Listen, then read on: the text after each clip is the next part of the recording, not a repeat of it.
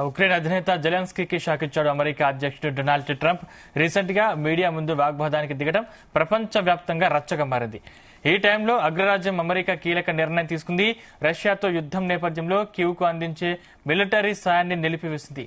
White house కు చెందిన ఓ అధికారి ఈ విషయాన్ని వెల్లడించారు.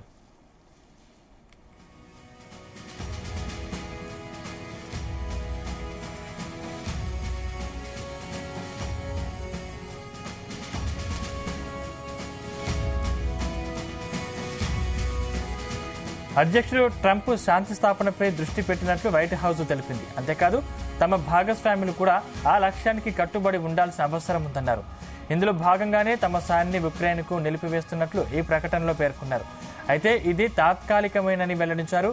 రష్యాతో శాంతి చర్చలకు కీవ్పై ఒత్తిడి తెచ్చేందుకే ఈ నిర్ణయం తీసుకున్నట్లు తెలుస్తోంది.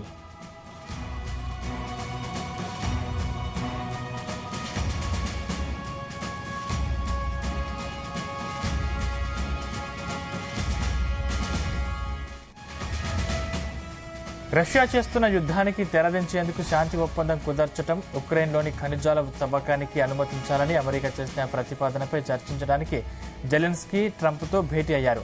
భవిష్యత్తులో తమపై రష్యా ఏదైనా దురాక్రమణకు పాల్పడితే రక్షణ కల్పించాలని ఆయన ఒత్తిడి చేశారు. ఇది అమెరికా అధ్యక్షుడు ట్రంప్, ఉపాధ్యక్షుడు జేడీ వాన్స్లకు ఆగ్రహం తెప్పించింది.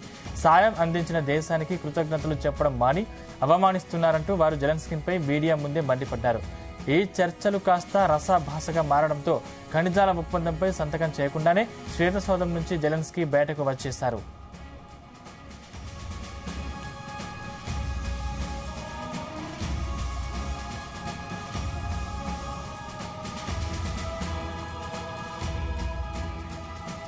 అగ్రరాజ్యంతో ఖనిజాల ఒప్పందానికి తాము సిద్ధమేనని లండన్లో ఐరోపా దేశాధినేతల సమావేశం అనంతరం జెలెన్స్కీ పేర్కొన్నారు. అమెరికాకు ఉక్రెయిన్ ప్రజలు ఎప్పుడూ రుణపడి ఉంటారని, ట్రంప్తో మరోసారి భేటీకి వెళ్తానన్నారు.